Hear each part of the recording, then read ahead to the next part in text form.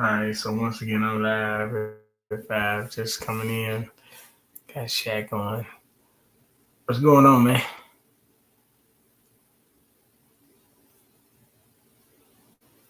What's going on, brother? Mic check, mic check. I can hear you.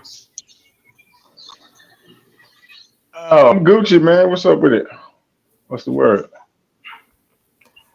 Getting, getting this stuff out, man, that I've been waiting for. As you know, yesterday was the birthday of Malcolm X. Um, today, yesterday was the Biden Morehouse speech. Um, he spoke to the students yesterday. They gave him an honorary degree. Huh? They gave Biden an honorary degree or something. Of what? I don't know. I guess he did a speech at the school. I ain't really get to it. So he must have made a donation of Probably some so. sort, allegedly. Well, I mean, they trying to buy influence. Wow. Yo, Yeah, where you at? Hold on. oh sure. Right now. All right.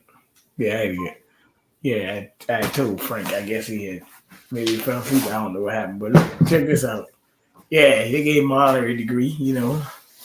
For his hard work and what he's done for HBCU. So they say.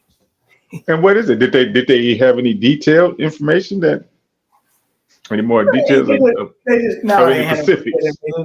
No specifics? All he had to do was come and show up. That's all he had to do. Hold on. No specifics? Really? Yeah.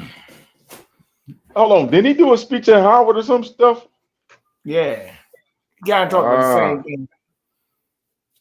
He said he kind of talked about the same thing. He said that these extremists don't hear you, and Trump and the Republicans, they don't see you or hear you. They don't see you in the future of America.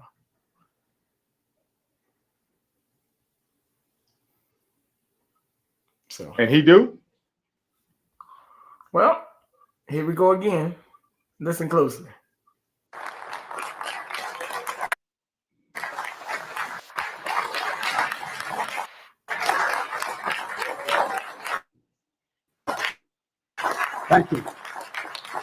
Thank you.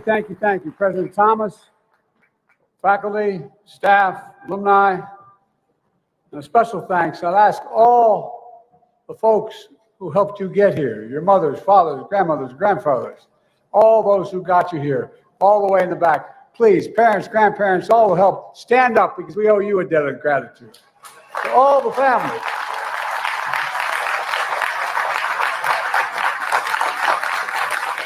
That is not hyperbole. A lot of you, like my family, had to make significant sacrifices to get your kids to school. It mattered. It's mattered a lot.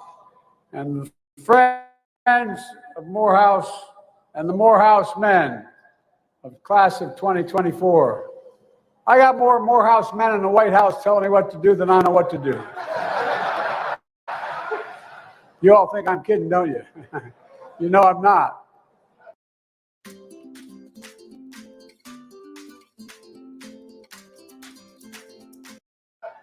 And it's the best thing that's happened to me. Scripture says, the prayers of a righteous man availeth much.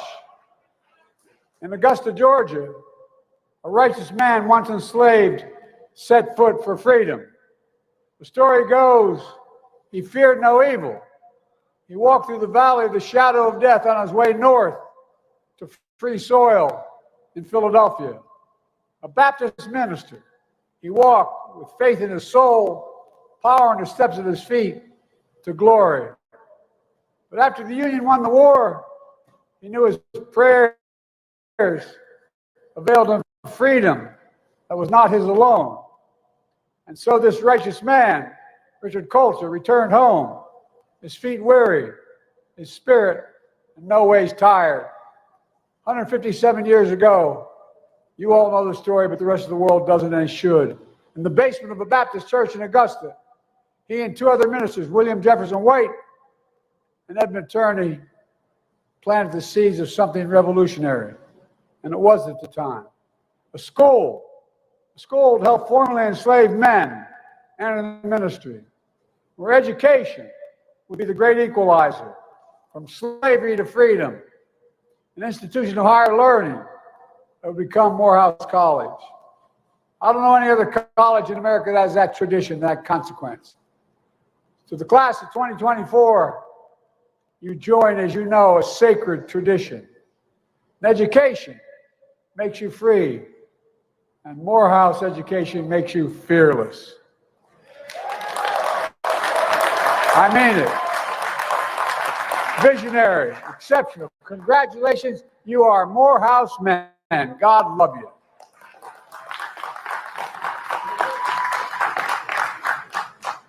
And again, I thank your families and your friends who helped you get here, because they made sacrifices for you as well.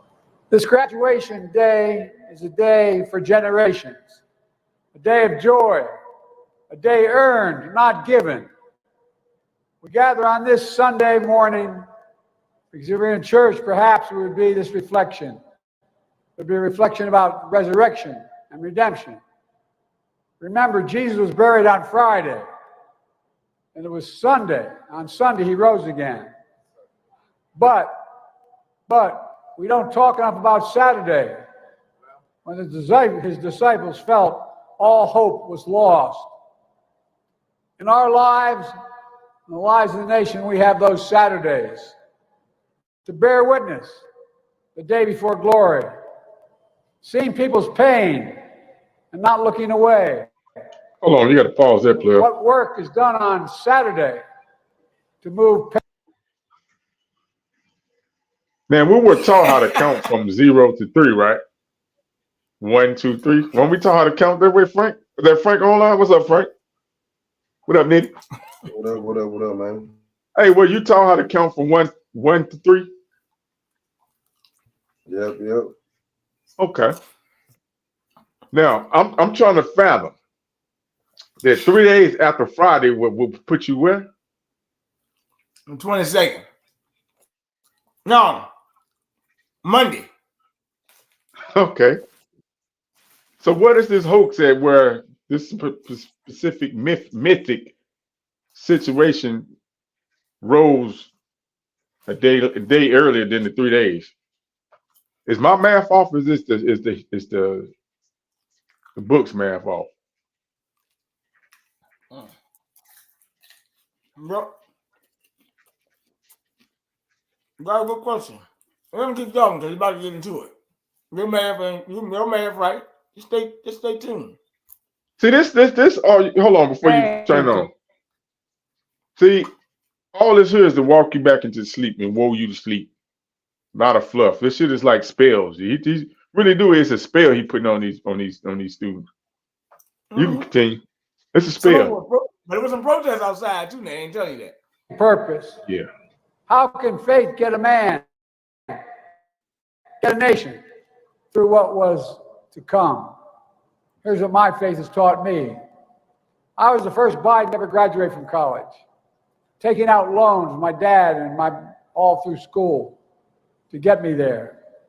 My junior year, spring break, I fell in love at first sight, literally, with a woman I adored. I graduated from law school in her hometown. I got married and took a job at a law firm in my hometown, Wilmington, Delaware. But then everything changed. One of my heroes, and he was my hero, a Baptist minister, a Morehouse man, Dr. Martin Luther King. In April of my law school graduation year, he was murdered. My city of Wilmington, and we were, to our great shame, a slave state, and we were segregated. Delaware erupted in flames when he was assassinated, literally. Wait a minute. Live bastard. Bernard, what's going on, man? Is I'm in the Twilight Zone? He might be, because he lying like a motherfucker. This nigga said it's in my hey, he put it on thick, ain't he, Frank?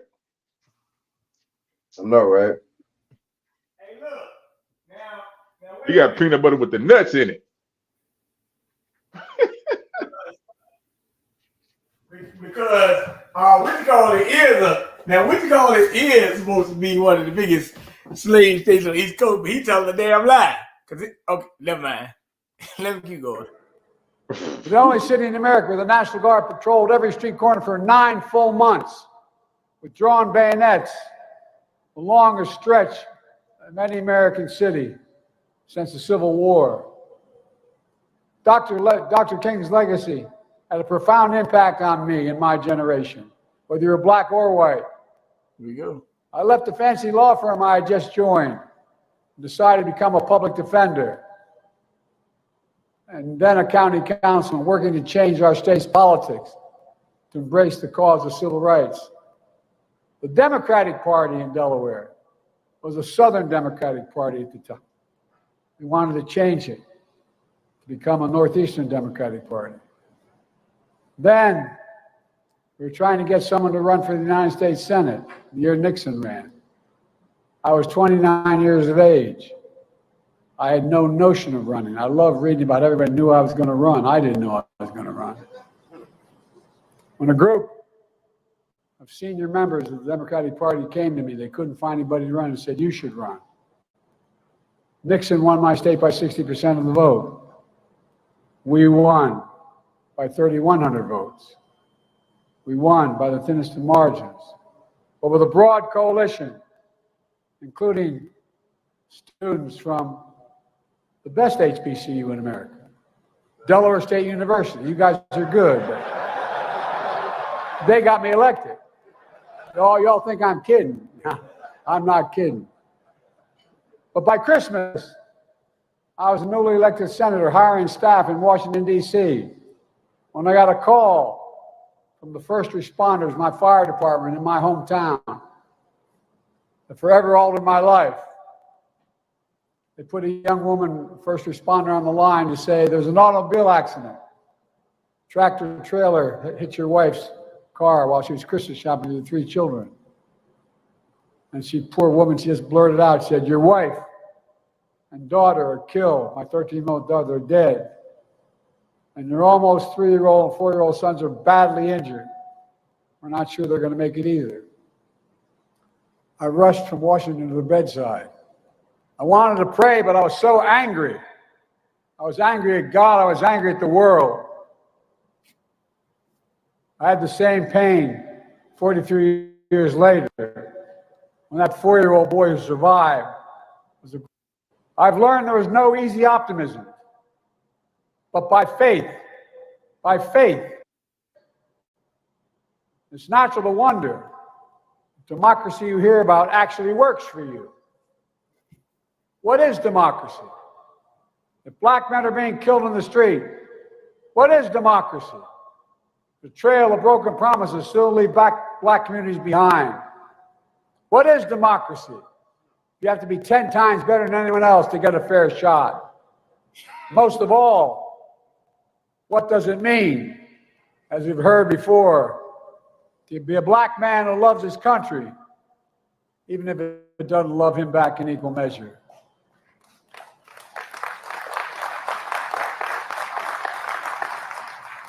When I sit behind the Resolute desk in the Oval Office, in front of the fireplace across from my desk, I have 2 busts, one of Dr. King, one of Bobby Kennedy. I often find myself looking at those busts, making decisions. Ask myself, are we living up to what we say we are as a nation? To end racism and poverty? To deliver jobs and justice, to restore our leadership in the world? I look down and see the rosary around my wrist that was out of my late son he had on him when he died at Walter Reed, and I was with him. I ask myself, what would he say? I know the answer because he told me in his last days. When you have these woke revolutions, it requires all of us at some point to say, no, not going to do. My son knew the days were numbered. I wrote a book called Promise Me. It's my commitment to you, to show you democracy, democracy, democracy is still the way. If black men are being killed in the street, we bear witness. For me, that means to call out the poison of white supremacy, to root out systemic racism. I stood up for George Floyd's family to help create a country. We don't need to have that talk with your son or grandson as they get pulled over. Instead of a trail of broken promises, we're investing more money than ever in black families and black communities. We're reconnecting black neighborhoods cut off by old highways and decades of disinvestment when no one cared about the community. We've delivered checks and pockets to reduce black child poverty, the lowest rate in history. Removing every lead pipe in America so every child can drink clean water without fear of brain damage and can't afford to remove the lead pipes themselves. We're delivering affordable high-speed internet so no child has to sit in a parent's car or do their homework in a parking lot outside of McDonald's. Instead of forcing you to prove you're 10 times better, we're breaking down doors so you have 100 times more opportunities. Good paying jobs you can raise a family on in your neighborhood. Capital to start small business and loans to buy homes. Health insurance, prescription drugs, housing that's more affordable and accessible. I've walked the picket line and defended the rights of workers. I'm relieving the burden of student debt. Many of you have already had the benefit of it, so I can chase your dreams and grow the economy. When the Supreme Court told me I couldn't, I found 2 other ways to do it. And we are able to do it because it grows the economy. And I, in addition to the original $7 billion investment in HBCUs, I'm investing $16 billion more in our history. Because you're vital to our nation. Most HBCUs don't have the endowments. The jobs of the future require sophisticated laboratories, sophisticated opportunities on campus. We're opening doors so you can walk into a life of generational wealth, to be providers and leaders for your families and communities. Today, record numbers of black Americans have jobs, health insurance, and more than ever. Democracy is also about hearing and heeding your generation's call to a community free of gun violence and a planet free of climate crisis, and showing your power to change the world. But also know, some of you ask, what is democracy? We can't stop wars that break out and break our hearts. In a democracy, we debate and dissent about America's role in the world. I want to say this very clearly. I support peaceful, nonviolent protest. Your voices should be heard, and I promise you I hear them. I determined to make my administration look like America. I have more African Americans in high places, including on the court, than any president in American history, because I need the input. What's happening in Gaza and Israel is heartbreaking. Hamas's vicious attack on Israel, killing innocent lives and holding people hostage. I was there 9 days after. Sent pictures of tying a mother and a daughter in a rope, pouring kerosene on them, burning them, and watching as they died. Innocent Palestinians caught in the middle of all this. Men, women, and children killed or displaced in desperate need of water, food, and medicine. It's a humanitarian Why is he talking about crisis Palestine at an That's why I call for HBCU? an immediate ceasefire. An immediate ceasefire to stop the fighting. Bring the hostages home. Hey, this is a slick move, man.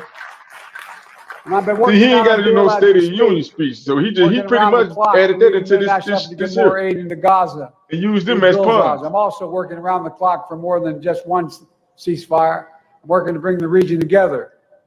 Working ain't to build talking a about Haiti. lasting, durable peace. He said nothing about You Haiti, see what's going on in Yeah, you Israel can say that. today. huh? What after? You can say that. What after? Hamas? Wow, most likely he probably got Haitians that's What going to happened? Morehouse. What happens in Gaza? What rights do the Palestinian people Damn have? sure ain't probably no Palestinians. I'm working to make sure we finally get a two-state solution, the only solution, for two people to live in peace, security, and dignity. This is one of the hardest, most complicated problems in the world, and there's nothing easy about it. I know it angers and frustrates many of you, including my family. But most of all, I know it breaks your heart. It breaks mine as well. Leadership is about fighting through the most intractable problems. It's about challenging anger, frustration, and heartbreak to find a solution. It's about doing what you believe is right, even when it's hard and lonely. You're all future leaders, every one of you graduating today. And that's not hyperbole. You're future leaders, all of you. You'll face complicated, tough moments. Well, I know we ain't finna listen to this nigga talk this whole damn speech, bro. Listen to others. No. But you'll have to decide, guided by knowledge, conviction, principle, and your own moral compass. The desire to know what freedom is, what it can be, is the heart and soul of why this college was founded in the first place.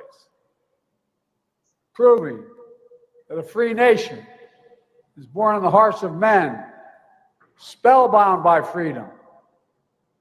That's the magic of Morehouse. That's the magic of America. Well, let's be clear. What happens to you and your family when old ghosts in new garments seize power? Extremists come for the freedoms you thought belonged to you and everyone. Today in Georgia, they won't allow water to be available to you while you wait in line to vote in an election. What in the hell is that all about? I'm serious. Think about it. And then the constant attacks on black election workers who count your vote.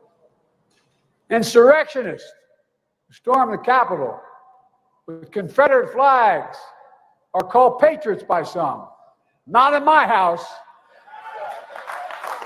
Black police officers, black veterans protecting the Capitol were called another word, as you'll recall.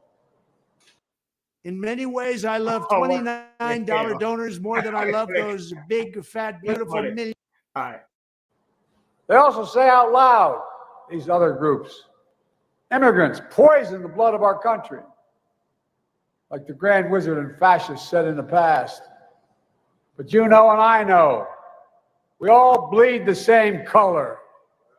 In America, we're all created equal. That's a goddamn lie. Extremists close the doors of opportunity.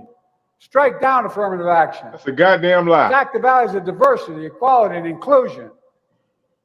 I never thought when I was graduating in 1968, as your honoree just was. Yeah, why he give $100 billion to these HBCUs? A president of time, and there's a national quadruple times that over to Ukraine. Not to write history, but to erase history. They don't see you in the future of America, but they're wrong. To me, we make history, not erase it. We know black history is American history.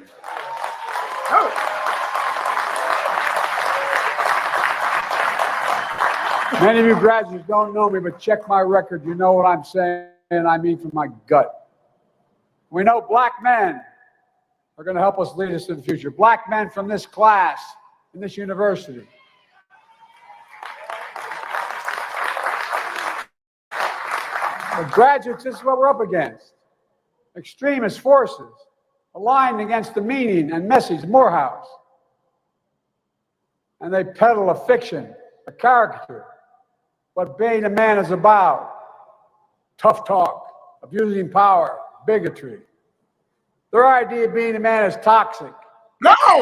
I ran them all the time when I was younger. No! I want to get started. But that's not you. It's not us.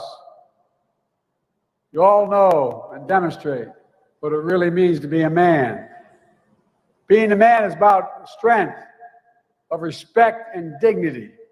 It's about showing up because it's too late if you have to ask. It's about giving hate no safe harbor and leaving no one behind and defending freedoms. It's about standing up to the abuse of power, whether physical economic or psychological. It's about knowing faith without works is dead. Look, you're doing the work. All right, that's all I wanted to play right there. All right, let's break this thing down. Okay, streaming forces, being what a man is all about. To be a man is toxic. Being about respect and dignity. Man, I thought I thought my granddad was speaking of something the way that speech came out. No, man, talking tough. All right, enough of that nonsense. That was some bullshit. Frank, what do you think about this, man? Woo, boy. Man, if they ain't get chucked down yesterday, man. Biden is full of it, man. He's full of shit. Man, yo, come on, man. Y'all really let that shit go down like that? He's just trying to sound good, you know, at the HBCU, you know.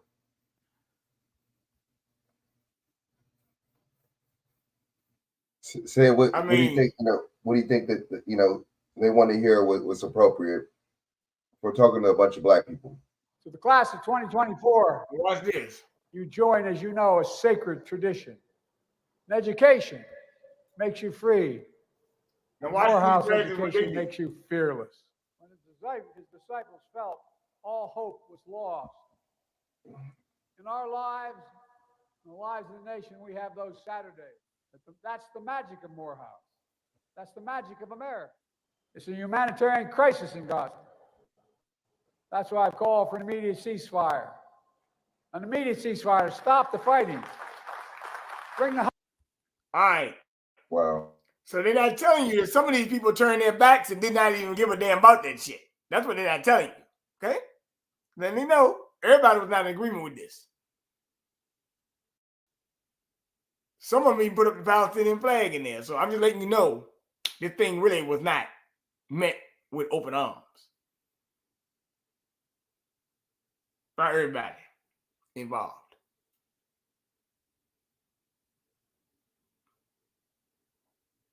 And I really think that they did these children a disservice by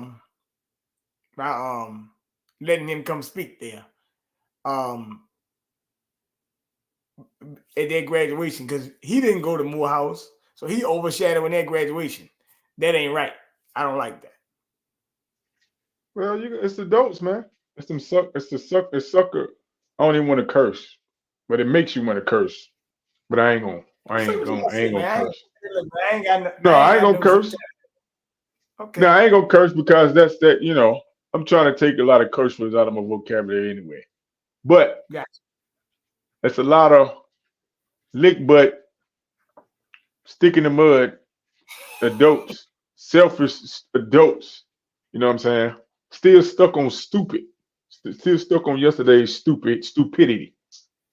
Still stuck on this one white savior God complex. A lot of them are still stuck on that, man, and they can't shake out of it. And they allow their children and the younger generations. They trying to hold them young generations to that. Some of these young generations ain't got no ties with that, man. They trying to shake that loose. We need them to shake it loose, man, because it keeps you stagnant, keeps you docile. Well, he say you toxic. I know, because you are toxic to their state. Didn't he just say a two state? Yeah, you toxic to their state. You're toxic to their state of union. It's mighty funny he mentioned about the union. You toxic to their state. You're an enemy of their state if you're trying to be independent.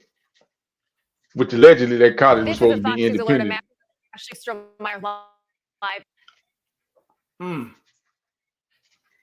Does Morehouse get federal funding? Let y'all know that's what went down in Morehouse. I think they do. Well.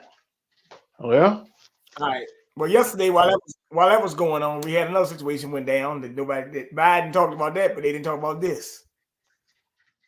in New York, Iranian state media is reporting there are, quote, no signs of life seen at the crash site of the helicopter that was carrying President Ibrahim Raisi and others. News of Raisi's death comes nearly 15 hours after the helicopter crashed in a remote part of the country during dense fog. Rescue efforts have been hampered by bad weather and tough terrain. A number of other top officials, including the country's foreign minister, were also on board. The chopper was heading back to the country's capital when it reportedly went down.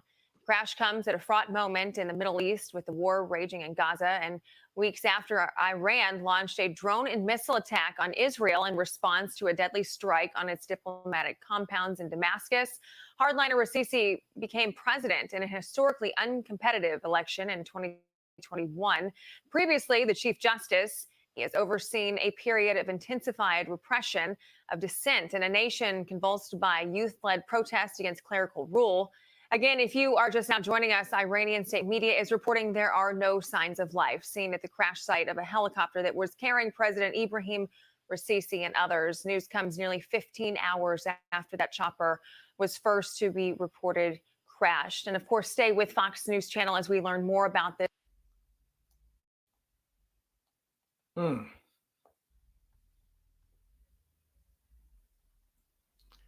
Okay. Interesting. I'm gonna ask a question. I wonder, does Palestine or is Israel or Saudi Arabia or Iran, anyone do they send aid to any of these so-called historical black colleges or communities and neighborhoods in the United States of America? Hell no.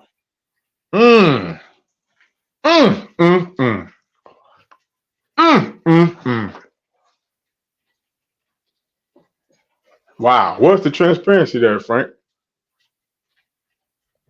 Exactly.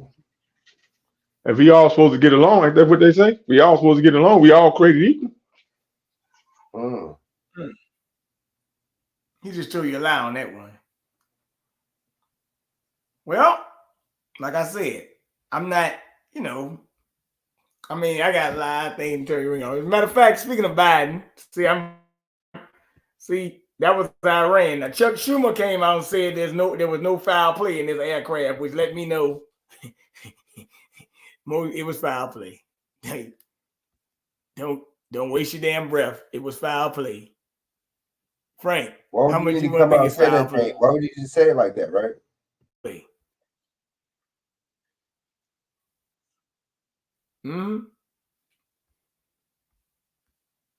They claim it was a helicopter accident. I said, damn, man, a lot of people died in helicopter accident. Aircraft accident. Hey, man. You know how it go, Frank. All right, let me pull this up for you.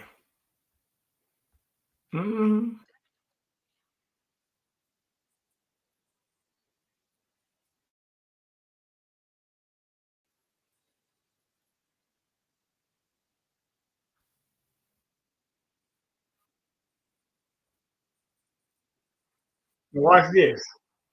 Watch Miss Kamala Harris. Carolina black people, right? Y'all need to get out there and vote for Biden. And they did, and that helped save his campaign because it was, pretty much finished. Okay, not vote at all. Right? Because now they're really trying to play up that she is the first black vice president, female, and all this other stuff. And while she is out there, rather, she's talking to black men, she's talking to younger black voters, and just trying to remind them of what they have done, which I don't know what they've done specifically for black people. Well, I read this article from CNN, and they asked some pretty good questions. And here are some of the questions. Big questions loom over all these conversations for Harris and her circle, who are thinking not just about her future as a running mate this year, but as a woman interested in another eventual presidential run herself. Can she help shift the kind of national appeal being made to black voters beyond just talking about criminal justice reform and legalizing marijuana? Can she really connect with black voters, especially men, in ways that she didn't while running for president in 2019? Can she help reverse the trend of some younger Americans giving up on the Democratic Party that top operatives are particularly concerned about for younger Black Americans? And I'm just going to get it all over with and say no to all of them. That's their talking points. Criminal reform and marijuana, legislation. It's like there's more to Black people than just criminal reform and reversing the marijuana laws that disproportionately affect Black Americans more. We want to hear about things like reparations, which we know you are not for because you told us yourself you will not be doing anything via his 50 be damned if things that I don't want to say they don't matter. Yeah, it really takes the Black voter to keep Democrats relevant. They don't want to mess up. So look, here's the deal here. They've been asking Kamala Harris questions and she can't answer the question. That's really the deal here. She can't answer the question. Straight up. Like she be wagging the dog at you, man. That's what's going on. But they've been sending her around Georgia a lot. Pretty sure she'll be coming to Virginia very soon. Talk to us. The International Criminal Court seeks arrest warrants for Benjamin Netanyahu and Hamas leader Yahya Sinwar. So pay attention to that.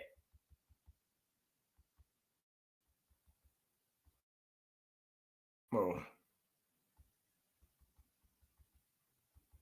all right, let me see. Hey, you know what? Who that dude you just brought up?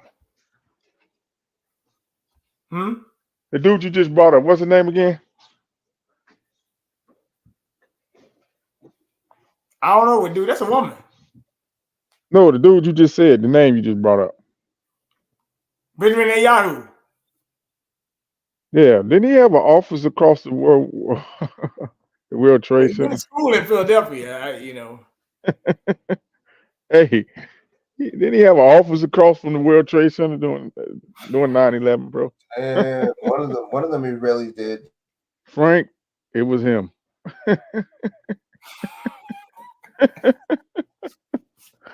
Hey man, these boy, I'm telling you, boy. Wee. Crazy stuff, baby. Got you again. Boy. Now I'm about to play some wild shit here. Wife jailed for 5 years for cutting off husband penis. Oh my God. What the hell? Throwing it in the toilet.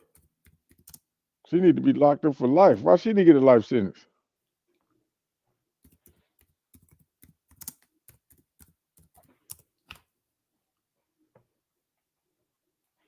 Oh no, they got the wrong thing up here.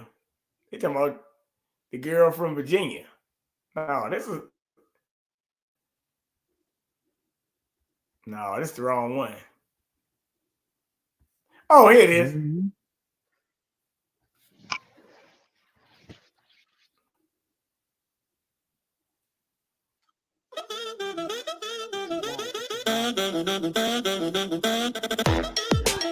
Here we are, a wife gets 5 years for severing predator husband's member, albeit the details are somewhat different here. Let's get into those. 34-year-old Brazilian woman, Dane dos Santos Farias, has been jailed for nearly 5 years for slicing off her husband's penis and flushing it down the toilet after he allegedly slept with her 15-year-old niece. With millions watching and many people benefiting from this program called Indisputable, we just need 1% of the viewers to become a paid member so we can continue. Hello? The Farias admitted to luring her husband, Gilberto Nogueira de Oliveira, to bed by promising kinky sex in December last year. But after lashing his arms and legs to the bed with her underwear, he wanted to be tied up. He did it. Turning out the lights. He's thinking, here we go. Farias whipped out a razor blade and began hacking violently at All her right, all right, all husband's right. manhood. What, man? Wait. What's up? Man, I kind of don't want to hear about that, bro. Well, no. I was just showing. This is what's going on, man. Me and Chak was having a conversation here. Well, I was on the phone with you last night too. Matter of fact, and we were talking about, this stuff with women getting violent and things. Remember we were talking about that? Oh yeah. So it just made me go look up some shit. Let me go look up some shit. Man, it's a whole lot of domestic violence shit going on. This was just at the tip of the iceberg. I swear, this might be in the apex. But I mean, she got 5 years. I mean, damn. I mean, that's kind of light. Really light. But they said that he was sleeping with her 15-year-old niece. So I'm not sure. But what if it would have been the other way around though? What if he, you know what I mean? Would it, Yeah, that's what I'm saying. Everybody cut her titty off or something, you know what I mean? What do you think about this, Chak, man? This thing kind of wild, man. What do you think, Chak? Kind of wild, man, huh?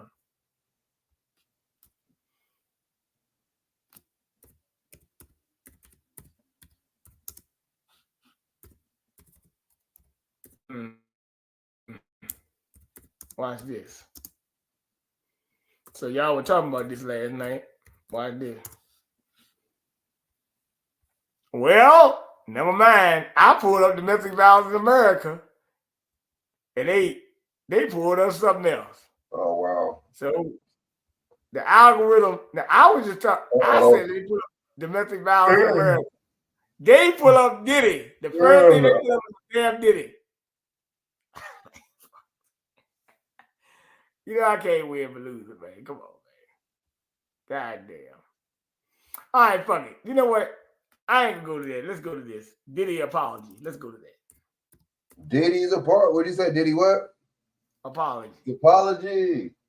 Wow. But how come it wasn't the same energy with Kathy Hochul talking about the black kids? She didn't apologize like that. How many they put a flag on this thing and said that this video may be inappropriate to some viewers? Do you wish to continue?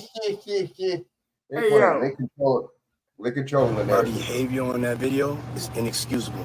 This morning, Sean Diddy Combs is breaking his silence. I take full responsibility for my actions in that video. I was disgusted then when I did it. I'm disgusted now. Combs stepping out in Miami the same day he posted the apology on Instagram. The incident took place at a Los Angeles hotel in 2016. The surveillance footage obtained by CNN shows Ventura walking down a hallway with Combs chasing after her. He then proceeds to grab Ventura, throwing her to the ground before kicking and dragging her as she lay limp. The assault appears to match an incident described in a lawsuit Ventura filed against Combs in November that alleged that Combs became extremely intoxicated and punched Miss Ventura in the face, giving her a black eye. The lawsuit went on to say that Combs threw glass vases at Ventura in the hotel's hallway, which this newly released video also appears to show. At the time of the lawsuit, an attorney for Combs denied Ventura's allegations, calling them outrageous and offensive. They reached a settlement within 24 hours. But in Combs' video Sunday, he now admits the abuse and claims he went to therapy and rehab after this assault. I went and I sought out professional help. Had asked God for his mercy and grace. I'm so sorry. Come on, man. Hold the fuck up, man. Oh my God. Oh my God. This thing sounds like it's so scripted, man. I can't. I'm telling you. This thing, why the hell y'all go all the way back to March of 2016, man? God damn. Why would you go that far, man? We don't be thinking though. We get so hyped up with this emotion and entertainment, and we captivated with this bullshit. You know what I'm saying? Hey, Chak, you ready? This shit is crazy, man. All right. Diddy. This is for the women right here. I know women watch me too. So I want to talk about these women because I was talking to a woman the other day and she told me No.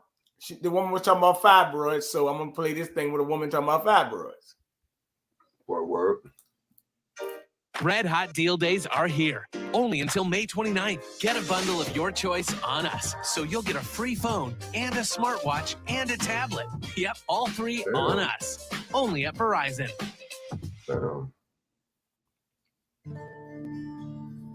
We're back with a member of our NBC News family sharing an important message for women. You can catch Zincle Esamoah every morning, anchoring on every day, I should say, on our streaming channel, NBC News Now. Well, this morning, Zincle is sharing her own story. We are going to speak with her in just a moment, but first, here's more on her health journey.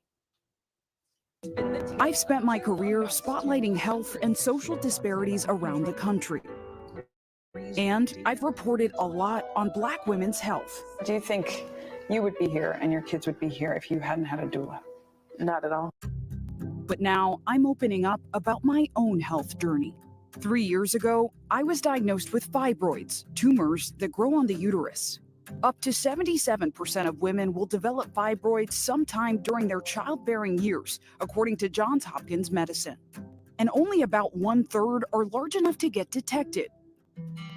I had lived with my fibroid symptoms, heavy periods, and painful cramping until 2 months ago, when I ended up in the emergency room.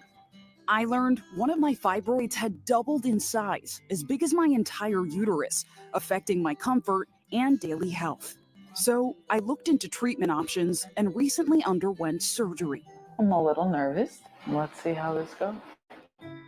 It was the first step in my road to recovery, and it's one that I hope will encourage more women to take their health into their own hands.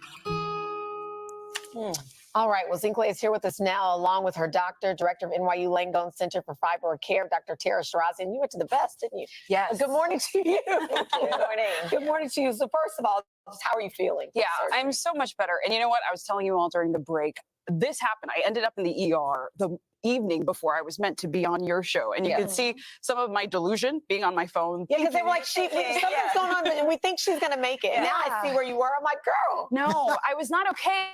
But, you know, I was dealing with the symptoms for so long, and my symptoms had been dismissed for so long that I think being in the ER, I thought it can't be that big of a deal. It was. Thankfully, now I'm okay. I got a surgery, and after researching, as any good journalist does, some good specialist, Dr. Shirazian popped up actually on the Today Show. She was doing an interview with you all, and I got that surgery. I'm much better, and I've actually enrolled in a long-term study at NYU Langone that's going to be looking at women like me who've gotten the surgery and seeing how we do over time. That's good. Yeah.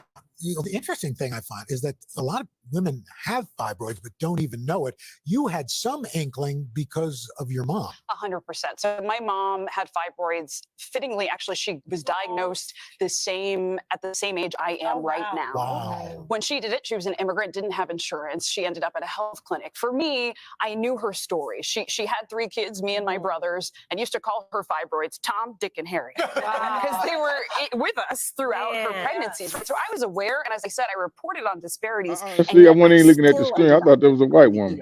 So for Where's she me, from? while this is a personal thing to talk about on national TV, I wanted to make sure more women know about what's out there and the resources that exist. So, Dr. Shirazian, let's bring you in here. So, what are like who can get them? Who's most Yo, likely girl, to how get you them? What talking are about the that? symptoms? Well, I think Yeah, one of where's the she most from? important things is that fibroids are so common. 70% of all women have fibroids. All people who have uteri have fibroids. So it's very important to always keep it in the top of mind when you are symptomatic, or Dominican even or somewhere? sometimes when you're not Jamaica symptomatic, somewhere? just to Where's sort she of from? have a sense of what's going on. So some of the most Mom was an common immigrant. symptoms are bloating, bleeding, pressure symptoms, pain with sex, urinary frequency, difficulty getting pregnant, pain. So there are a whole constellation of different types of symptoms. So it's very important to kind of be aware of the range of symptoms. And then as far as incidence, or as far as the women who are affected, you know, there's racial disparity with fibroid disease too. So Black women are more affected than other racial groups, although all groups are affected. So I think it's really important to know all of those things when you think about Is that, it. See, is that because of genetics pause or it for a little because bit. of I access want to to interject something. good health care? It's Where he just I missed it. think it's probably a In my mind, I was just about to interject the same thing, but go ahead. He just mentioned it, but it's See, they came up with that strategy. That's what I'm saying, man. F.L. Hunt. Let me see. F.L. Hoffman, Frederick L. Hoffman, in 1893, came up with some literature that he obviously used from eugenics movement, but he came up with a study, a book.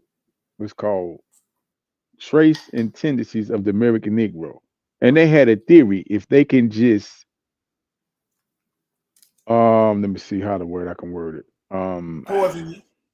Poison you. Not necessarily poison you, but they was poisoning you, but not treat you by 20%, meaning not giving you not extending adequate health care Yep. to so-called what we consider American Negroes, blacks, American Indians, whatever, us, now known as blacks, Negroes, by 20%, and that will significantly over time decrease our population down. You know what I'm saying? That was a strategy they used. That was in the 1990s.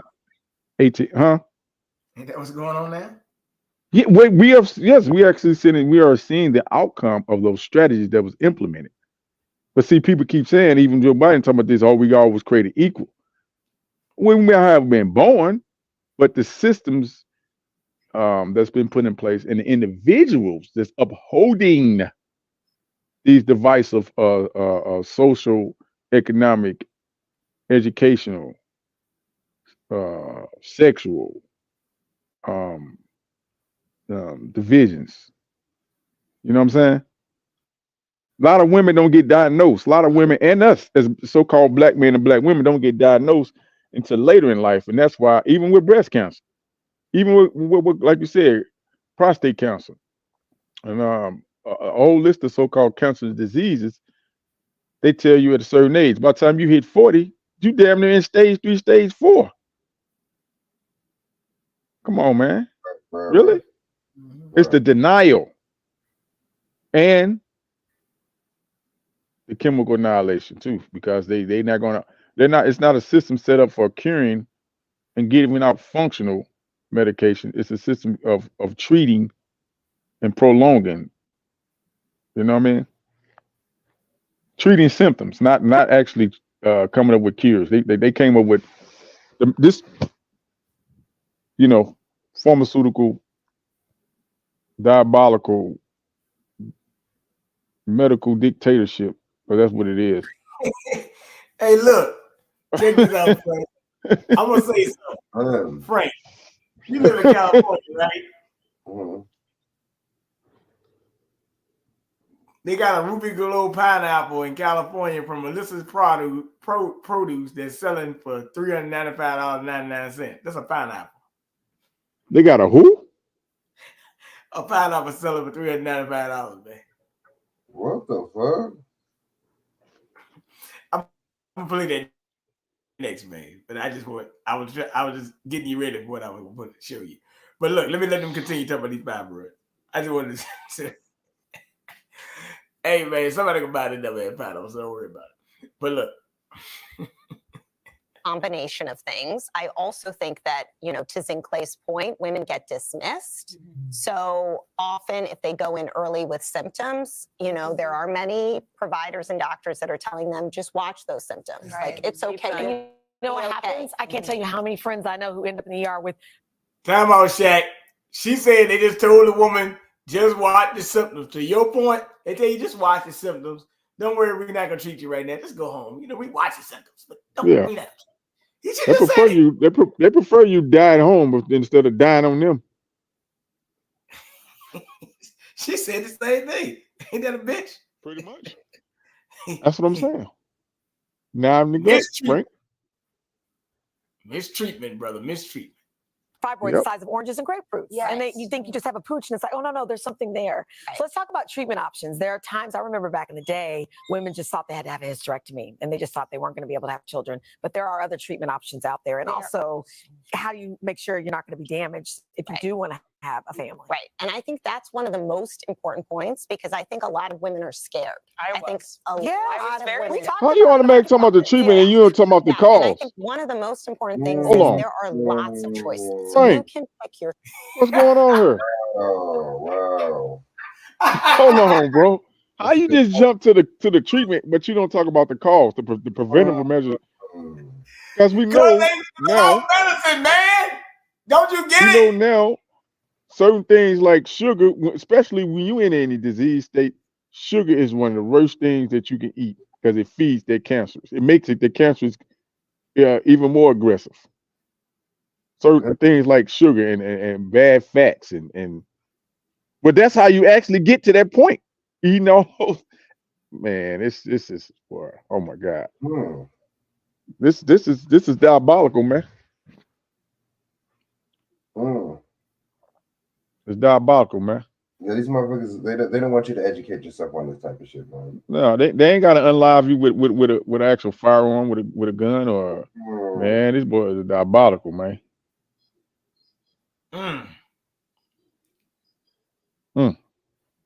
Crazy shit ain't the chat. And why so many women in the United States have such a sweet They tooth? talking about hysterectomy and all other bullshit. These women eat all this dairy, and they hooked on dairy and sweet stuff.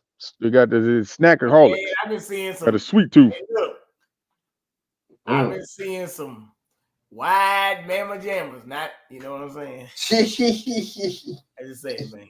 I just let you Look here, know. man. You just said Frank, why? they got some of them got a healthy appetite bigger than yours, bro. True. Hey, look, baby. Sheesh. I can't eat that much one time. I'm sorry, baby, but you know. Yeah. Nah, me neither. I used to be able to just gorge out, and I got 200 to 200. I got to 260 some pounds, man. Back in like, man, this is like what 03, 04? Oh, Nah, probably about 03. Hey, It's like 3 years out of high school. Yeah, man, I always was in shape, athletic. I want to say something. You got to watch this interview on the Today Show because I'm playing it now, but I'm saying, see, they talking about the treatment. Well, like Dr. Lean always say, he coming on tomorrow at 3:00. Look out for his show. He always bring good information. But one thing he says, improper diagnosis leads to what? Mistreatment. If they don't diagnose you properly, they gonna mistreat you, right? Mm-hmm. Okay. Well, they ain't even talking about. They didn't even talk about a damn diagnosis. They just talk about treating the damn thing. They just throw you Straight to the treatment, dog. diagnosis. They just jumped the whole damn gun. And remember, back in the days, remember, even to this day, they still promote. These doctors still promote the hysterectomy, dude, right off the bat. No matter how big or small the fibroid or a cyst you have going on. Boy, that's crazy. All right, let me continue. Women and listening out there, you need to hear this. Your choice. Just do something to address your symptoms and help yourself feel better, basically. Right. So we have medications. There are some medications now that will help shrink fibroids, oral medications. We call them GnRH antagonists. They do have some side effects, but there are medications, and we do use them sometimes in combination with other things. There are procedures that can now shrink fibroids. So radio frequency All right, ablation. that's the treatments for it. But here go the treatments right here, Chak. This is why I played this video so you can talk about it. One of the treatments for fibroids: hysterectomy, myomectomy, or radio frequency ablation. That's the treatment. That's the procedural treatment option. Right now, I wonder if they're gonna talk about any preventative measures. They're gonna talk about anything that's got to do with your. I don't like to use the word DIET. I'm trying to take that out of my vocabulary because that's a mind control mechanism too. What's in your? Don't say it. I'm trying not to use that word because they want you to use these words so you can keep it in your lexicon. So now you can. You know, because guess what? I thought about this. I got the epiphany on this, right? On that word DIET, right? Now we know for a fact that a lot of these words that's formed are really conjunctions, correct? Yeah, we're dying there. Okay, DI. Okay, now if you say DIET, what do you think ET mean? Extraterrestrial? This nigga stupid. My bad. Okay, I'm gonna spell a whole word out. D-I-E. Hold on, watch this. D-I-E-E-A-T. What does that say? Diet. Dietary. D-I-E-E. No, D-I-E-A-T. Oh, diet. Dieting. Well, I should have put the I-N-G. Oh, yeah. They shorted it up and called it a diet. Nigga, you die eating. This, you know what I'm saying? You gonna die eating this shit. They just shortened the word up. That's come on, man. Right. So you gotta get on a higher level with these, man. They try to shorten these words up and put in conjunction and put them together, two words, two actions together, and create another word out of it and a function out of it. But it's you know what I mean? Right. That's when they mean the devil's in the details. Well, You gotta read and I was trying it. I was thinking about spelling the word backwards, but yeah, you can't. Yeah, yeah. You gotta spell it all the way out. See, that's what I'm saying. Silence can kill you. I want to say the silent killers. These words that they abbreviate and add them to other words, but they leave some letters out of. But the meaning is there. The action is there. Hey, look. Here we go. Very is one of strong the in action. newest But tools she we never have. talked about what you can eat. You're right. Well, hey, look. Hold on a minute. Let me put this up there. Hold on. Let me finish this thing because it's almost done. To try and shrink fibroids so that they don't grow bigger, so that we treat bleeding symptoms, we treat pain symptoms. We have surgical options like hysteroscopy, where we go in with the camera into the uterus She and pretty much come on there to resect promote the what's in the treatment, bro. cavity. Myomectomy, where we remove the entire fibroid, That's a whole- and of course hysterectomy, and even uterine artery embolization. So those are other procedures that exist. But there is a choice for you. You do not need to suffer. There are enough choices that you can find one that works for you, that addresses your symptoms, and that gives you better quality of life. My behavior on that video. Addresses your symptoms. Now, Frank, can you hear me? Saying things like you should not keep all. They want you to address the symptoms. Huh? Got an echo. You said what now? Is that me with that? They want you to address their symptoms, right? What happened? Go ahead. I said they want you to address their symptoms, but your body is designed. Those symptoms are alert systems. Then you know that something is wrong, and you have to go through the process of elimination and see what's going on. So if you get treatments or said pharmaceuticals that's supposed to address those symptoms, then how you know you got something? How you know if something was wrong? If you are medicating those symptoms, pretty much numbing yourself to the symptoms. Makes sense. You're a walking dead man or woman. Ticking bomb. Because those symptoms are your alert system, letting you know. Right? Your thumb start hurting, you got to figure out, well, why the heck is my thumb hurting? I'm going to take something to stop it from hurting, but I need to figure out why is it hurting. Right? If your heart stops, if your heart stops, man, huh? Come on, man. Come on, man. Why they ain't tell them about eating dairy, eating sugar, heavy processed foods with a lot of sugar and sodium in it to stop feeding the cancerous cell, cancerous. You know what I mean? All right, man. I'm done. Well, that makes sense though. Well, They don't want I to talk promote about something that happened. because it's right. They don't want to promote the right diet. You know what I'm saying? Because that would stop this shit from happening to people. You know what I mean? Here we go. I want y'all to hear this. This big one. Chak, we always talk about scamming. All your money in one bank.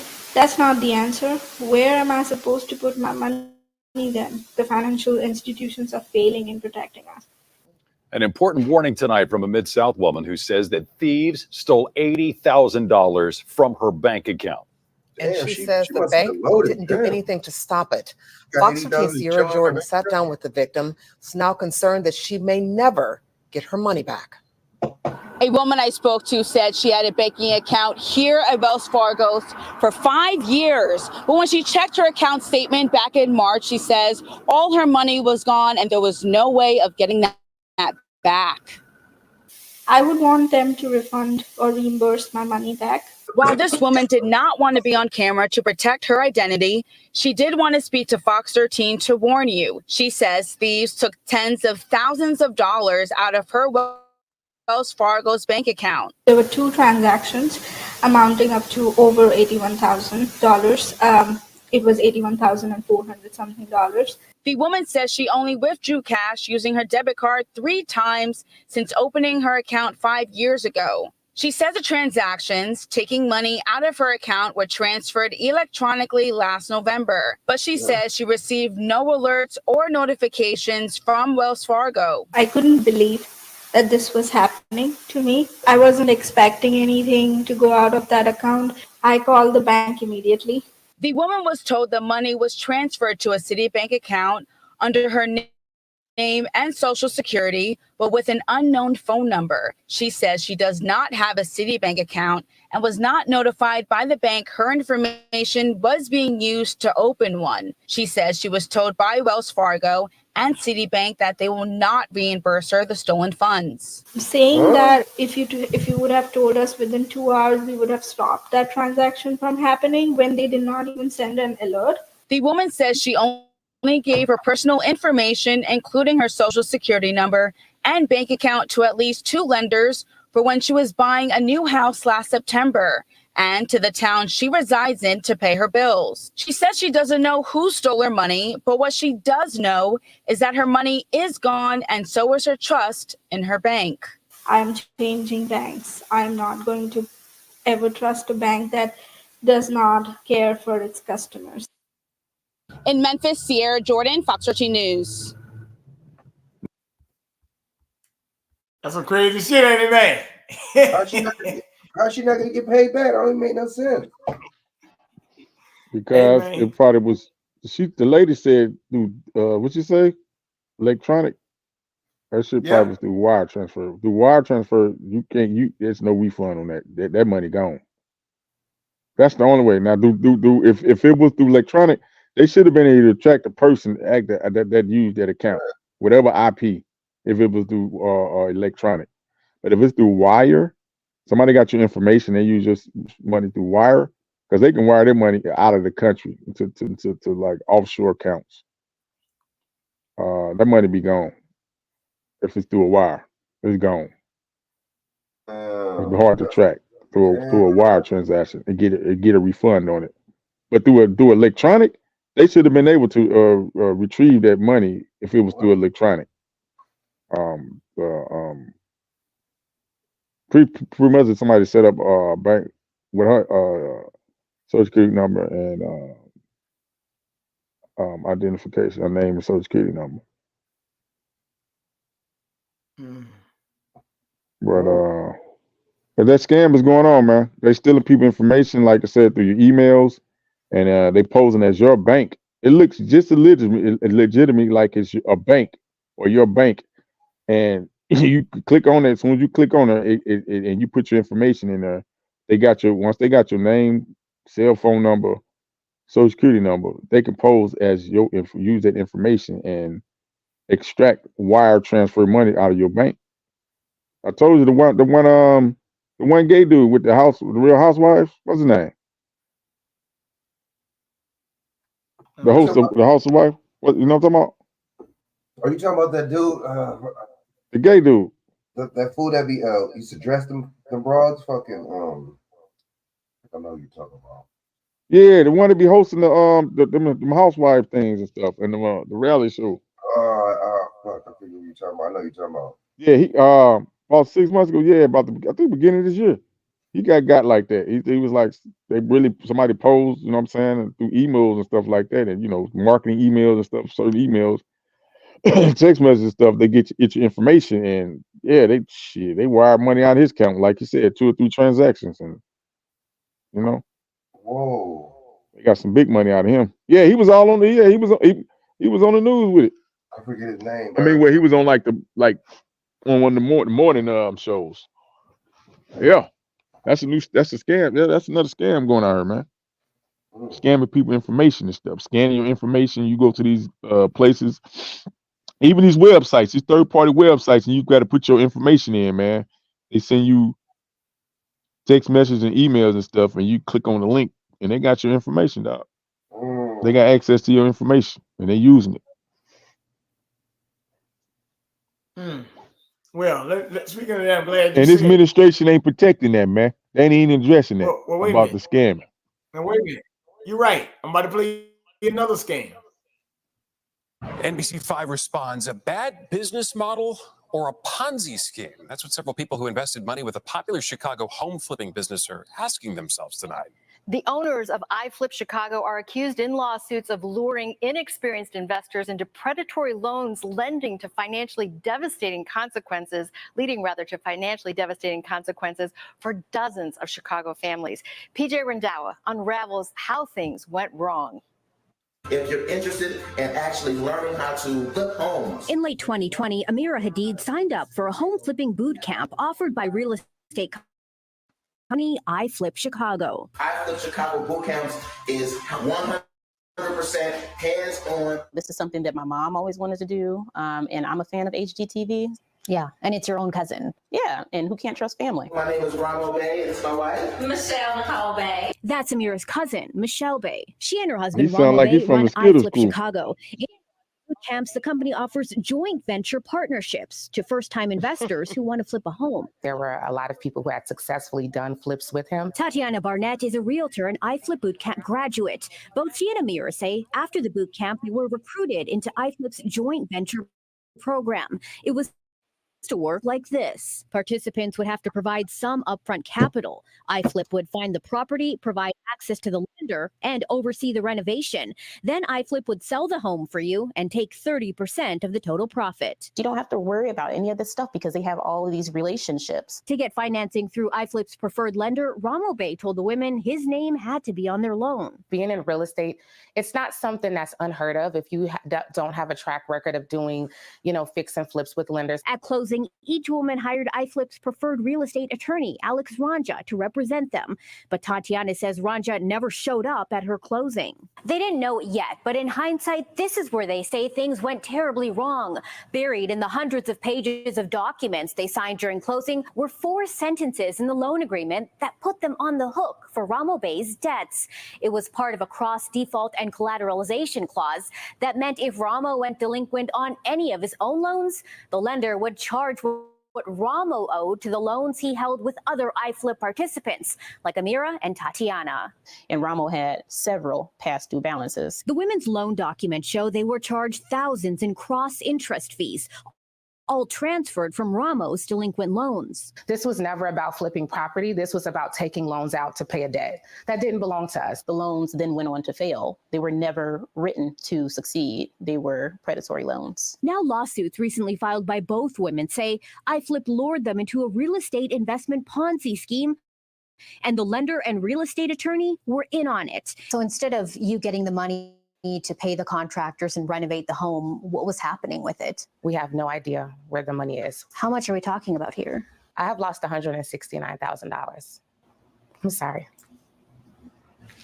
We are at risk of losing over $200,000. Our desire was to elevate the Black community, rebuild and redevelop our neighborhoods. And the Woodlawn community, Ramo and Michelle claimed they wanted to revitalize, now has 2 more vacant and decaying homes dotting its landscape. So this property has been this way since 2022. Sandra Robinson lives next to the home Amira was never able to finish renovating. It's an eyesore. I hope something gets to be done. It's disgusting that this is 2 years later and we have no answer. We have more questions than answers. We found it least 7 iFlip investment properties, including Tatiana's, are currently in foreclosure. In an email, Ramo Bey tells us he and his clients were a victim of predatory lending, and the cross-collateralization policy was never disclosed or explained to him at closing. He says he will go after the lender who caused all this damage. Alex Ranja's attorney tells me they will be filing a motion to dismiss the case. Ramo is still holding real estate investment seminars on Facebook and encouraging church groups to invest. PJ Randhawa, NBC5 responds.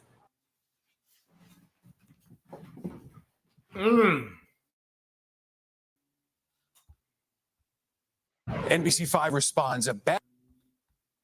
Dang, man, kind of crazy, ain't it, man? Boy, I tell you. But the government knows about these motherfuckers. Why ain't they shut them? Why they not shutting them down? There go your black excellence right there. Why these people not putting on the list? Why are they not? You know what I'm saying? Being blasted and plastered all over. You know what I mean? Like, here we go. Here we go. And watch this. This is even worse. When you go to the dentist, you assume the person doing the work in your mouth is actually a dentist. But recently, we've heard from multiple people with the same shocking story. Their allegations sparked the state and a suburban police department to launch investigations. CBS 2's Lauren Victory has this exclusive you need to see before you open up. The last time Monica Bailey sat in a dentist's chair, she was hopeful. Now she's nervous, as if her teeth were chattering. It's hard. It is. I'm just hoping that we can have a positive outcome. It was February when she visited this building in Schaumburg. Up on the 8th floor, Bailey and her 15-year-old daughter had appointments to get braces at a business called the Veneer Experts. Cleaned my teeth and started, putting the glue on and putting the brackets on for the braces. And I thought what she was doing was how it's supposed to be done. We offer a wide range of services. Bailey says the woman in this video worked on their teeth. Her name is Monica Davis. State records show Davis registered the Veneer Experts as an Illinois business in July 2023. We're changing lives one smile at a time. It's slow and steady. How does it feel? A change is what tattoo artist Ralph Jones was after. You'd be hard-pressed to find a photo of him with a toothy smile. They just started decaying and falling out, and over the course of years, it just started making the appearance look pretty bad. A $2,000 price tag and huge customer smiles on the Veneer Experts Instagram page sold him. Jones visited Davis and her team for shiny teeth coverings called veneers. He says he was told these new smiles last 8 to 10 years. That didn't happen for him. I woke up to a chip too. It was a piece of it chipped. Bailey says her problem started when she tried to make a follow-up appointment. One of the numbers was disconnected. The other one, nobody would answer. Dr. Davis was nowhere to be found. Literally, CBS 2 could not locate her name on the state website where dentists should be registered. In Illinois, dentists need to have a license. A license ensures that the person has had a high level of quality of education and training. And it guarantees a dentist is well-versed in sanitation and patient safety. Lindsay Wagahoff from the Illinois State Dental Society explains the consequences for anyone who touches teeth without a license. Sometimes there's cease and desist letters that are sent, and then obviously then there's a process then after that too in the court system. An arrest. Davis knows all about that. Apparently, the Veneer Experts had also been operating at this Las Vegas strip mall, and Davis got picked up for illegally practicing dentistry without a Nevada dental license. You see that mugshot, and what goes through your mind?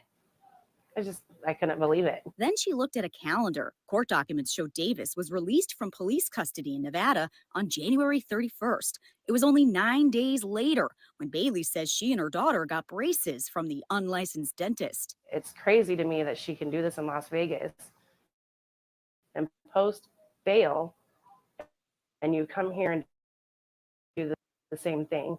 It's like you have no fear. Speaking of fear, I don't know what she put inside of my mouth. Jones took this photo of his chipped veneer. I'm just wondering your assessment. CBS 2 was allowed to share it with a properly credentialed dentist, Lauren Zalay. I mean, the gum tissue is what I'm very concerned about, because if you can't brush under those teeth, you're not going to have teeth there much longer. Bite together. Bailey also got bad news from Dr. Zalay. They look like real braces, but they don't connect to anything in the back, and so there's no way to move the teeth. meaning the braces aren't fixing anything. Did she take any x-rays or anything? No x-rays? Because that's obviously the first thing, you know, you would want to make sure that, you know, the teeth are healthy before you're going to start moving them. So you don't have any comment on the people that you did procedures on here in Illinois? Hanging up was Davis's response to us. Our in-person research led to the discovery that the veneer experts were asked to leave their office in Schaumburg. A receptionist for the building said they'd gotten several calls from upset customers. We actually don't even know how many people that she actually did this to. It's just a big letdown. It's wrong. A line crossed that leaves a small business owner and others with no choice but to dip into their savings and start over. Lauren Victory, CBS 2 News. Well, we reached Davis twice, and both times she didn't have anything to say about her business or the allegations. Her next Las Vegas court date is in May. A police investigation here in Illinois is still active, and we'll update you as soon as action is taken.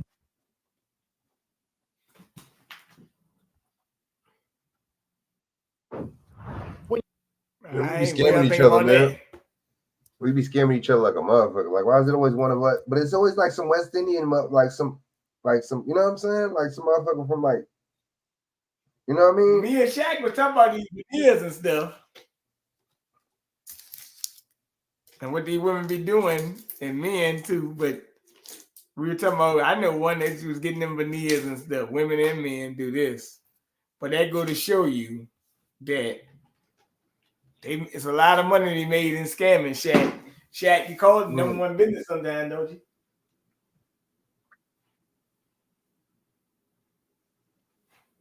Because that's how these people become billionaires too. You know what I'm saying? It's by scamming too. You know what I mean? That's one way, you know. Yep. Scam God, sham God. But the thing is, you notice they be West Indian a lot. They be foreigners a lot of times. You notice that? Yeah, they be up here hustling, man. Jamaican, yeah. They do be hustling. Yeah, they come in and hustle, man. And they be getting us too. They be conning us though. I know. Well, they take us as fools. Like I said, we've been tricked into vanity. Like I keep this right into that vanity insanity shit. You know, people not satisfied with their, you know, with their appearance. So guess what? You gotta. They said suckers been born every day. So you got motherfuckers want to go get, get these fake teeth because they looking up at the celebrities. A lot of these celebrities, they promote these getting veneers and stuff. Veneers. Hey, y'all, They do. My boo. That's your boo right there. She got married, man. You know she got married, don't you, Bernard? She did, huh? That's yeah, good. she got married. Yeah. Somebody pulled it off the market. I'm glad somebody did, because a lot of these women on these videos she talked about, they ain't getting married. She got a video come. Oh, that's the one I wanted to see. Oh, I think I played this one. Or did I play this one too? I think I did play that one. The woman gave her child protective service. She was talking about child protective service. Let me play this one. I think I ain't played this one. Hey, you should have sent the video I put in the group chat. So, first of all, before I play this, I recognize this young lady. This one has always got something goofy to say. This is the same woman. I never did a video on it, but this is the same one that got online and talking about how she basically ended a good relationship for no reason. Talking about, oh, he's just with my husband. Girl, now she's got some stuff to say about marriage. The first thing is, how you hating from outside the club? But anyway, let's listen to this foolishness, because you know what? I'll save my commentary. Here we go. I was younger and I used to see people in my family, or just people in general, have these 20, 30, 40-year marriages, right? When I was younger, I used to be like, wow, I want something like that. Like, I want to be so in love with somebody that I'm with them for 20, 30, 40, 50 years, and we die together.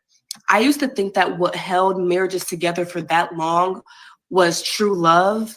And of course, communication, understanding, sacrifice, all those things. Let me tell y'all what really holds marriages together. Women just putting up with shit. That's all it is. When you understand that all it takes to keep a man is for you to constantly be forgiving and constantly be like, oh, okay, I don't want to lose him, so I'm gonna forgive this, I'm gonna forgive that. That's all a long marriage is. When I was younger and I used to see people. Again, how we hating from outside the club? You ain't never been married one time, but how you know what it takes to stay married? You can't keep a man, but yet you know how to keep him. Wow. I mean, make that make sense. Speaking from somebody that has actually been in a long marriage, there are a lot of sacrifices. There are a lot of concessions that you make. There are a lot of things that you do because this is the person that you chose and they chose you. And y'all said y'all was going to do life together until one of you passes away. And there are ups and there are downs, because just because you married to somebody, no one ever said that all of your problems go away. You never have a problem. You never have an issue. Your life is always going to be rosy and peachy keen. You're never going to have a bad time. You're never going to look at that person and be angry with them or be disappointed in them or be sad because of something that they did or have to forgive them for something that they said or that nobody, I don't know where they're getting these promises. I don't know where anybody's getting any of that stuff from. Right? Because nobody promised that marriage was going to be this blissful, happy, wonderful, sweep me off my free day. But it also is not this miserable pit where you've just got to suffer with somebody for just to say that you suffered with them, just to say that you was married to them. There's married and then there's being successfully married. I don't even say happily married, but successfully married. To be married, people who aren't married and who have never been married do not understand the concept. And so you've got to take everything that they say, especially folks like this that don't know what they're talking about. You got to take it all with a grain of salt or don't take it at all, because she doesn't know. She's talking about, well, women just got to be putting up with stuff, but men put up with women's BS all the time. This is said, what she's talking about is said from the perspective that all the time women are the angels and all the time men are the demons and the women are just putting up with abuses. This is how that Mr. stuff, that color purple stuff narrative is getting spread.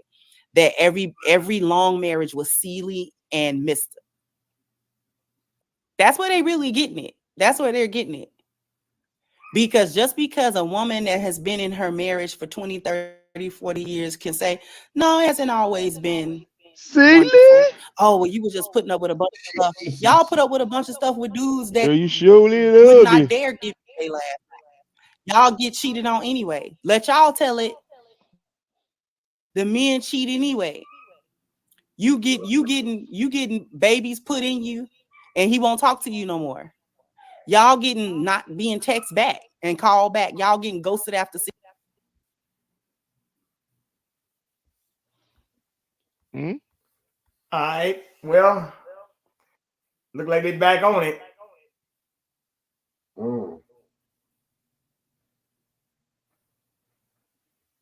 What do you think, Chad? Oh yeah, man. Relationship just it's a job, man. It's you know, it's always ongoing, man. The men are to protect women's femininity. Women are to protect your masculinity, and you know what I mean. And that's the opposite attracts. You know what I mean? Supposed to complement each other, man. All right, Shaq.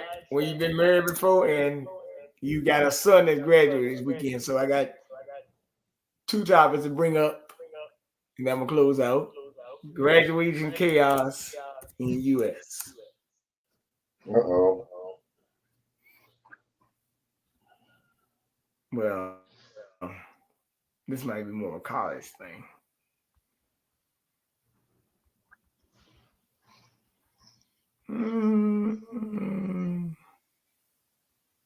Man, I was supposed to, man.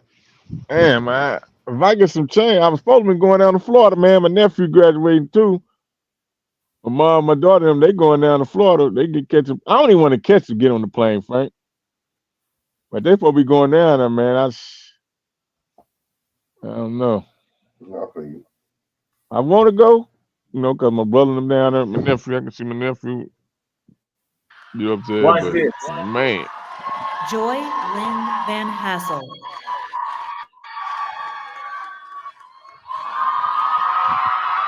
Bixia Chen.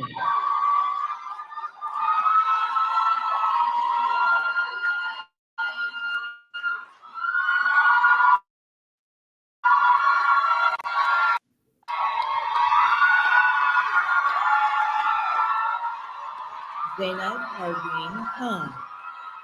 Well, this is a Columbia University student that got their degree and ripped up the degree to protest for Palestine. You know that's so stupid. So just you know that doesn't have anything to do. Like, what does me getting my degree have to do with? You know what I'm saying? Me ripping up have to do with Palestine. That's stupid.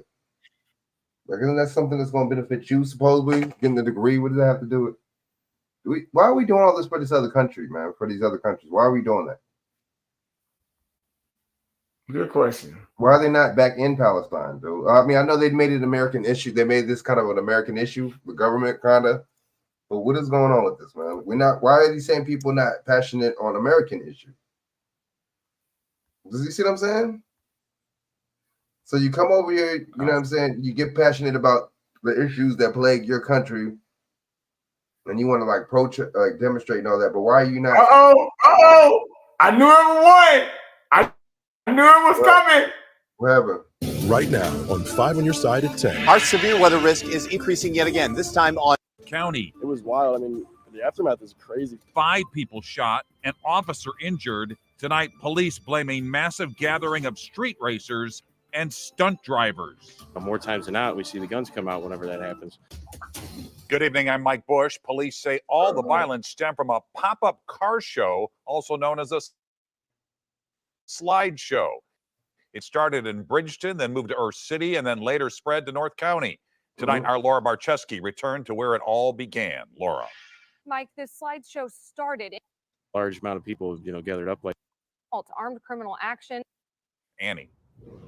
Steps from some popular restaurants in the campus of Harris-Stowe State University. One business manager tells 5 on your side there were about 200 young people gathered in a parking lot late Saturday night. Harris-Stowe, that's St. Louis. St. Louis police say 19-year-old Eddie Randall Jr. was killed. That was nephew graduated from Harris-Stowe last year. Was it last year? Just a few hours earlier, a 17-year-old girl was shot and injured near the Forest Park to Bolivar Metrolink station. No, back in That shooting December. happening exactly 1 week after 19-year-old Jordan Gunn shot and killed at the same Metrolink station. The 17-year-old has been charged with her murder. I'm still saddened and I'm also shocked. Sharon Williams with Moms Demand Action continually frustrated by so many people, not even 20 yet, having access to guns. My own grandson is getting ready to graduate from high school, and that these young people some of them aren't going to make it to graduation, and that's sad because their lives are being cut short at an alarming rate, and we don't seem to have the answer to keep that from happening. It's the kind of teen violence we saw last year on Father's Day during a large party. 17-year-old Mikhail Moore was killed, 11 other injured after suspected multiple shooters opened fire in an office workspace environment on Washington Avenue. More parents not really knowing where their children are at that time of the evening. They need to have a safe place where they can enjoy themselves. But we find that even in that incident that happened last year, that more than likely kids themselves set that whole situation up where they were partying. Williams emphasized that Memorial Day is always a bad weekend for more shots being fired and even more people getting hurt. Reporting live in St. Louis, Annie Kroll, 5 on your side. And tonight, charges have been filed against a woman accused in the attack of a St. Louis police officer that may cost him his vision in his left eye. 35-year-old Camaria Williams is charged with assault and resisting arrest. This happened Friday night in North City in the area of Carter Avenue and Sintra Avenue. According to court documents, a teen hit. So what the main thing was the high school graduation interrupted by a shooting. Now I'm just telling Shaq, since you're going to carry everybody going to graduate. You was talking about that. You was talking about that. Just be careful. Things could get rowdy. That's all I'm saying. Yeah. Yep. I did say that. I tell you, it was going to go down. These children got a lot of animosity toward each other, man. I hear it all the time.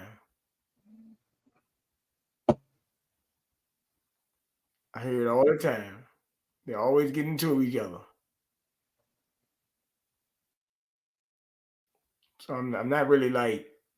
That's why I said you got to be careful. I just tell people to be careful on what they're getting into. You heard about Netanyahu getting under some scrutiny? You heard about that? I guess they're trying to get at. They're trying to get him. They did something. You got to pull it up. Yeah, I said that earlier. Yeah. Man, Netanyahu. Netanyahu.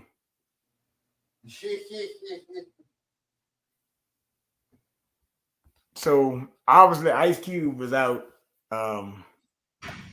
Not you. I just want to say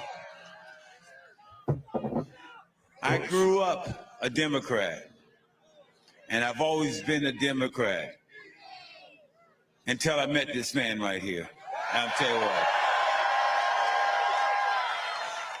He will not have to worry about nobody in my family ever vote for a Democrat again. But okay, let me pause it for a second. But the thing is, what did Donald Trump do though? Pro Football Hall of Famer Lawrence He didn't do Taylor. nothing for us, bro. I mean, he let a couple of motherfuckers out of prison. I mean, not trying to be funny or nothing. I mean, I can think of that. He let a couple of motherfuckers out of prison. What do you think? I mean, am I wrong or right? Right. No one tells us that. Well, the economy was doing better, so it's okay. It was though. That's true. But I mean, for me to be like, fuck it. Oh, for me, I would never know Republican or conservative until I met him. Like, no, dude. The thing is, you know what I'm saying? We should have known it after that Bill Clinton, the Bill Clinton, that whole what's the name? Presidency, and then and 3 strike, and then Joe Biden's bullshit. And then what's the name too? Lyndon B. Johnson's little the Negroes in the 500 years. We should have known after those 3 events. We should have known about the Democrats. Oh yeah, and then the whole so-called slavery thing. The whole so-called. Well, here go your boy right here. Endorsing President Trump during his massive New Jersey rally over the weekend. Former Giants running back Otis Anderson also throwing his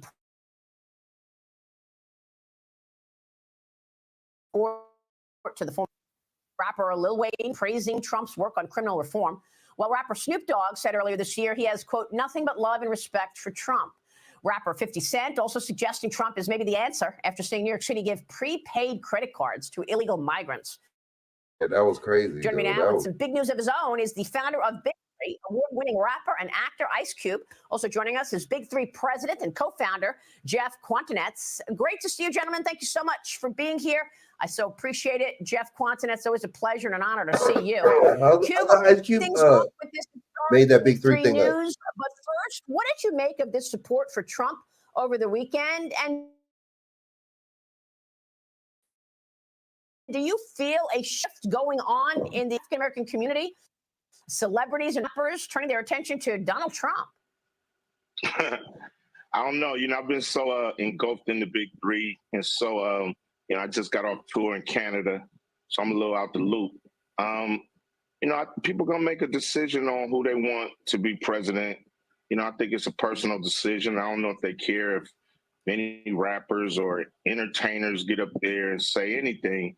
It's really a personal decision. People know who Trump is. People know who Biden is. They're gonna make their decision no matter who gets up there and and pushes whatever agenda they on. So it's really, the country knows both of these guys very well. So I just think it's going to just come down to a personal decision. Jeff, any thoughts in your travels in terms of the community, the rapper community, supporting Trump? Look, I think that people have realized that neither party really speaks for minorities, maybe for the Black audience. And it comes down to who they think will really help them on the issues that they care about. And I think it's underestimated how much people care about the economy. I mean, we all know people care about the economy and immigration, but I think people think the Black community and the minority community is monolithic. They don't realize that people have a lot of different opinions. Yeah. No, it's a great point. It's not monolithic, obviously. But let's get to your big news. A historic announcement for the Big Three League. You're selling your first franchise to DCB Sports in a $10 million deal. The team will play in the Los Angeles area. Q, why this group? Tell me what the plans are for Big Three. Well, this group is a great group of different individuals coming together and making great sports moves, and making big moves. This is one of them. They're invested in a lot of different other things too when it comes to sports. So Big Three is a great investment. I mean, there's nothing out there like us. If you look on the horizon, everybody's talking pickleball and this and that. Yeah, and at the end of the day, we're the ones who are gaining the most ground. And so, it's a great investment for them. It's a great investment for us. We think Los Angeles, of course, is an amazing city, and it's a great city to start off with. But we're talking to groups out of Toronto. We're talking to groups out of London, Dallas. It's pretty exciting around the Big Three brand, right? I just pointed out to Chak, the Big Three is getting bigger, or whatever they're doing. They're doing a lot of business here. So they sold one team. So they sold one team for $10 million. That's what they just said. Yeah, and they talking about selling more. Who they selling to? The NBA? Who they selling to? Selling no daggone NBA. I don't know who this. I gotta look and see who they sold it to again. It just showed up there. I get the information for you.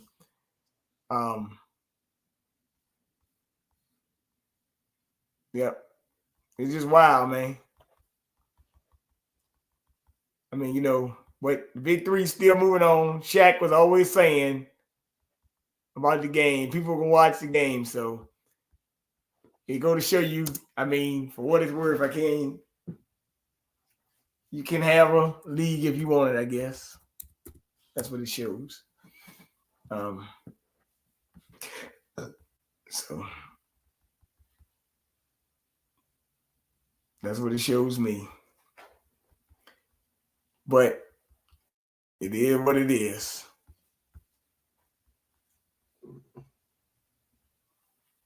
So everybody, man, I ain't no Chak with me on here. But nevertheless, just go to show you a lot. People just need to be aware. Like I said, a lot of things coming in next couple weeks, We're almost in the Memorial Day coming on this week. Chicago probably have a lot of shootings on Sunday night.